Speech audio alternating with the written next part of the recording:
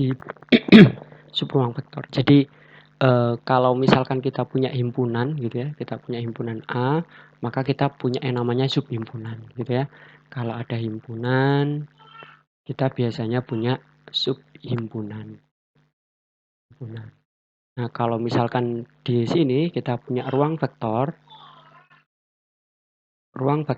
maka kita juga punya yang namanya subruang vektor.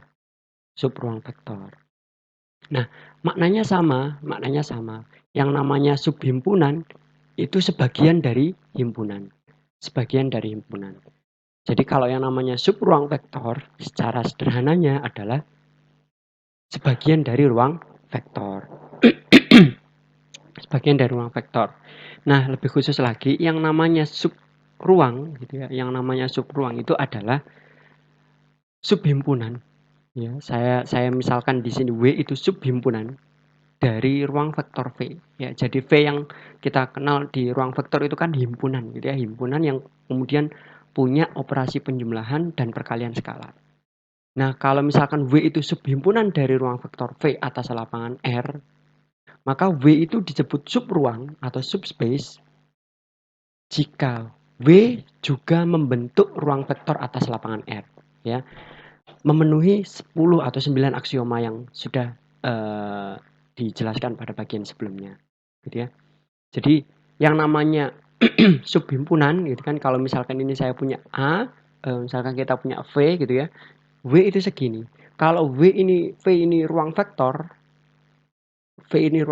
maka W sebagian kecil ini juga menjadi ruang vektor. Maka W yang sebagian dari V ini disebut sebagai subruang dari ruang vektor W. Nah, tetapi hati-hati di sini.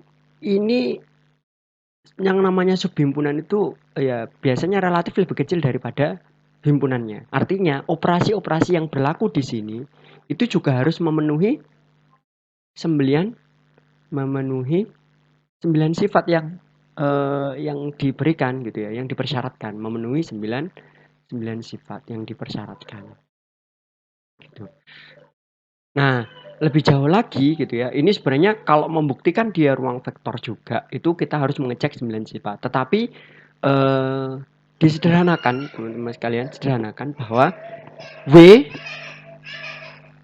W adalah subruang dari V jika memenuhi ya, W adalah subruang dari V jika memenuhi 4 saja syarat. Jadi yang pertama, W ini tidak kosong. Jadi kalau tidak kosong, maka kalau himpunan kosong ya, jadi kita nggak bisa mengatakan dia ruang vektor. Nah, yang kedua syaratnya dia harus subhimpunan dari V, ya, harus subhimpunan dari V. Dan yang ketiga, W itu tertutup atas operasi penjumlahan. Jadi kalau misalkan U sama V-nya termuat di W, maka U ditambah V-nya juga harus termuat di W. Kemudian untuk setiap U anggota W dan K anggota R, maka K kali U anggota W. Artinya dia harus tertutup dengan operasi perkalian skalar. Jadi kalau W itu subhimpunan dan dia tidak kosong, kemudian memenuhi keempat sifat ini, maka kita katakan dia sebagai subruang. Ya. Jadi yang namanya subruang itu juga ruang vektor.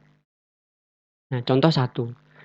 Tunjukkan bahwa W yang berisi semua matriks berordo 2 kali 2, di mana unsur diagonnya adalah 0, merupakan subruang dari vektor matriks 2 kali 2. Ya. Jadi matriks secara umum M 2 kali 2 itu kan adalah himpunan matriks ya. A, B, C, D gitu ya. A, B, C, D, di mana A, B, C, D-nya adalah anggota bilangan real.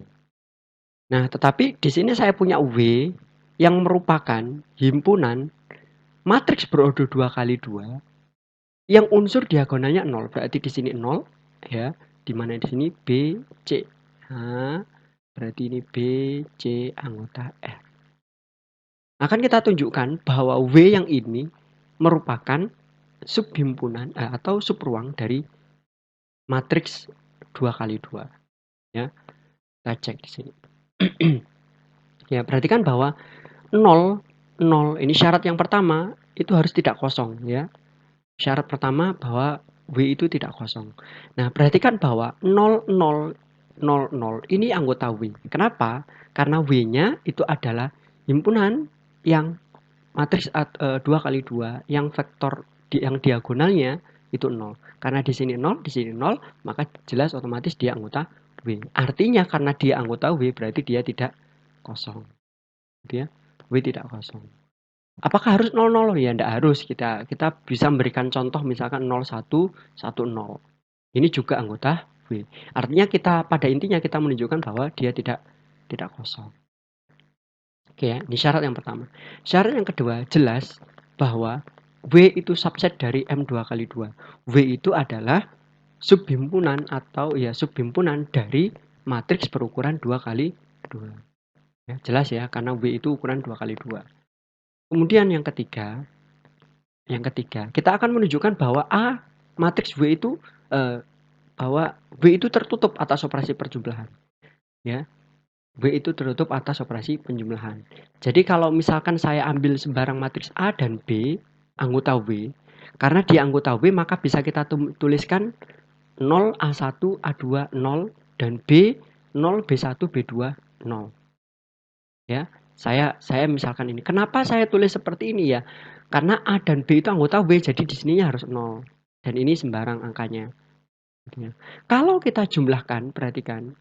Kalau kita jumlahkan, ya, perhatikan bahwa kalau A saya tambah B yang ini 0, A1, A2, 0 ditambah 0, B1, B2, 0. Kita operasikan terhadap penjumlahan biasa, maka hasilnya adalah 0, A1 plus B1, A2 plus B2, 0.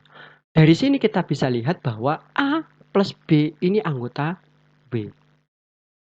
A plus B anggota W. Kenapa? Ya karena diagonalnya 0. Ya. Artinya artinya tertutup. Jadi kalau saya punya A, B anggota W, A plus B-nya juga anggota W. Nah, ini artinya tertutup. Ya, sifat yang ketiga dipenuhi. Kemudian yang keempat, gitu ya. Yang keempat, saya juga ingin menunjukkan bahwa dia tertutup terhadap operasi perkalian skalar. Artinya kalau misalkan saya punya A anggota W, ya, kemudian K anggota R, saya punya A anggota W dan K anggota R. Coba kita kalikan. K kali A itu sama dengan K kali 0 A1 A2 0. Kalau kita kalikan maka ini enggak usah ya. Jadi K-nya masuk jadi K kali 00, KA1, KA2 0. Ini menunjukkan bahwa KA anggota W. Kenapa kok KA anggota W? Karena diagonalnya 0. Artinya sifat ini dipenuhi, yaitu kalau A anggota W, K anggota bilangan real, maka KA juga anggota W. Ya. Jadi W merupakan subruang dari M 2 kali 2. Subruang. Begitu. Jadi hanya memenuhi 4 sifat. Nah, contoh yang kedua, apakah W subruang dari R3 jika W didefinisikan sebagai, nah ini R3 ya. Ini saya tulis seperti ini, sebenarnya bisa ditulis seperti ini ya, A, B, C gitu ya. Ini R3, A, B, C. Tapi biar menghemat tempat jadi ditulis seperti ini. Jadi jangan kaget kalau misalkan nanti ditulis seperti ini. A, B, C. Nah, saya definisikan ini contoh, apakah W ini pertanyaannya apakah ya. Jadi karena apakah jadi kita harus ngecek semuanya. A, B, C, di mana A kalau dikalikan B dikalikan C sama dengan 0. Ya. Nah, kita cek. Jadi yang pertama kita cek apakah dia himpunan kosong atau tidak. Nah, perhatikan bahwa 100 itu anggota W. Kenapa? Karena 1 kali 0 kali 0 sama dengan 0 ya. Syarat anggota W itu ini. A kali B kali C harus sama dengan 0. 1 kali 0 kali 0 sama dengan 0. Artinya W ini tidak kosong. Ya, W tidak kosong. Syarat pertama dipenuhi. Syarat yang kedua, untuk U, saya ambil misalkan U. Misalkan U 100, kemudian V 012. Ya. Jelas U dan V anggota W ya. U dan V anggota W. Kenapa? Karena ini 1 dikalikan 0 kali 0 sama dengan 0. Ini juga 0 kali 1 kali 2 sama dengan 0. Tetapi U ditambah V itu berapa? U ditambah V itu sama dengan 1, 2. Yang mana 1, 1, 2 ini kalau dikalikan 1 dikalikan 1 kalikan 2 sama dengan 2. Arti tidak sama dengan 0. Berarti U plus V ini tidak atau bukan anggota W. Dari sini berarti kesimpulannya W bukan subruang dari R3. Ya. W bukan subruang dari R3. Loh kok bisa begini? Ya sebenarnya ini sudah curiga, teman sudah harus bisa curiga bahwa nanti W ini akan gagal menjadi subruang karena dia tidak tertutup terhadap operasi penjumlahan. Gitu ya. Saya sudah curiga sebenarnya dari 1, 0, 0 ditambah 0, 1, 2. Ya, sudah curiga di sini. Oke, jadi B ini bukan subruang dari R3. Nah, kemudian contoh yang ketiga, tunjukkan bahwa W yaitu himpunan polinom berderajat tinggi 4 ya. Jadi P ya, P4 gitu ya. Dengan koefisien X pangkat ganjil merupakan dalam merupakan subruang dari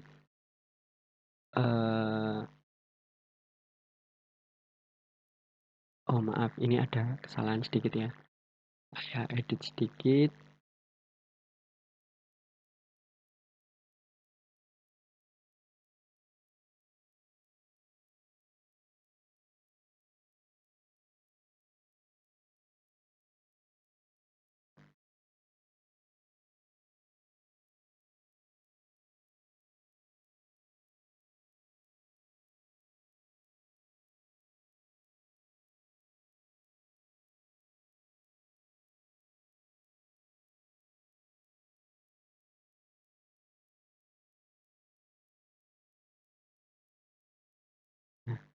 Jadi saya punya W itu himpunan polinom berderajat tertinggi 4 dengan koefisien X pangkat ganjilnya 0. Jadi kalau P4 itu kan himpunan AX kuadrat plus AX pangkat 4, BX pangkat 3 plus CX pangkat 2 plus DX plus E gitu ya.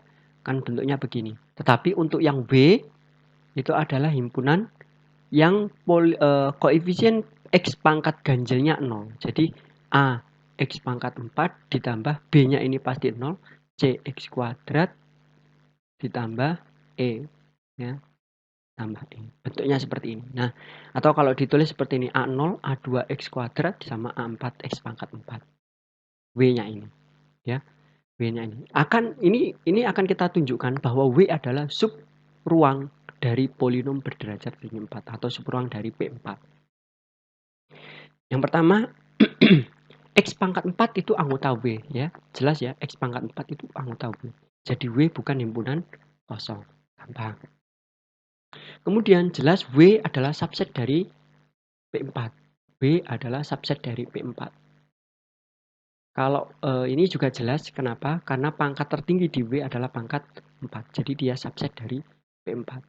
Dan yang ketiga, kalau saya ambil sembarang polinom F sama G, sembarang polinom F sama G, saya tulis ya, karena Fg ini anggota W ya, saya ambil sembarang anggota W. Jadi pangkat X-nya genap gitu ya. A0 X pangkat 0, A2 X pangkat 2, A4 X pangkat 4, B0 B2 X kuadrat sama B4 X4 ya. Kalau kita jumlahkan, perhatikan bahwa kalau kita jumlahkan, maka kita jumlahkan A0 plus B0, A2 plus B2 X kuadrat, sama A4 B4 X pangkat 4. Dan dia adalah anggota W. Kenapa? Karena koefisien X pangkat ganjilnya adalah 0. Ya, sama. Dia memot di W. Begitu juga kalau misalkan saya ambil sebarang Fx atau polinom di W ya, polinom di W pangkat ganjilnya 0 dan K anggota R, maka kalau K saya kalikan Fx juga sama. Dia akan termuat di W karena koefisien pangkat ganjilnya 0. ya. Jadi W adalah subruang dari ruang vektor P4 ya. Jadi kesimpulannya W adalah subruang dari ruang vektor P4. Nah, ini contoh yang keempat, periksa apakah himpunan W yang berisi semua matriks berordo 2 kali 2 yang determinannya 0 merupakan subruang dari ruang vektor M 2 kali 2. Jadi ini kalau M 2 kali 2 sama seperti tadi, tapi kalau yang W ya, yang W ini adalah himpunan A, B, C, D di mana determinannya adalah 0. AD min BC sama dengan 0 ya, syaratnya AD min BC sama dengan 0. Kita cek. Ya, ambil ini sebenarnya tidak harus mulai dari nomor 1. Kalau misalkan kita sudah punya kecurigaan bahwa dia gagal di salah satu syarat itu, maka kita bisa ngecek. Kita bisa langsung mengatakan gagal di syarat itu. Jadi misalkan di sini.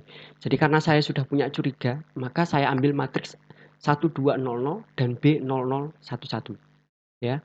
Matriks A dan B ini jelas bahwa A, B ini anggota W karena determinan A sama dengan 0 juga determinan B sama dengan 0 ya. Jadi ini kan 0 dikurangi 0 sama dengan 0 juga. Ini 0 dikurangi 0 sama dengan 0 juga. Jadi A dan B yang saya pilih dua matriks ini itu determinannya sama dengan 0. Jadi dia anggota W. Jadi anggota W. Ya. Jadi dia anggota W. Artinya dia tidak kosong. Jelas pula bahwa W subset dari M 2 kali 2. Jelas ya, karena W itu M 2 kali 2 itu sama. Nah, tetapi perhatikan bahwa syarat yang ketiga, perhatikan bahwa A ditambah B itu ternyata 1 2 1 1. 1 2 1 1. Kalau dijumlahkan 1 2 1 1. Dan dia bukan anggota W karena determinan A plus B-nya sama dengan negatif 1 yang memberikan tidak sama dengan 0. Karena dia determinannya tidak sama dengan 0, berarti dia bukan anggota W. Karena bukan anggota W, maka dia gagal menjadi subruang. Jadi W bukan subruang dari M 2 kali 2. Sifat yang keempat gimana? Sifat yang keempat ya nggak perlu dicek. Kalau satu saja sudah gagal, ini oke, ini sudah gagal, maka sifat yang ketiga gagal, maka dia sudah gagal menjadi subruang. Begitu. Nah, demikian berapa contoh terkait dengan subruang.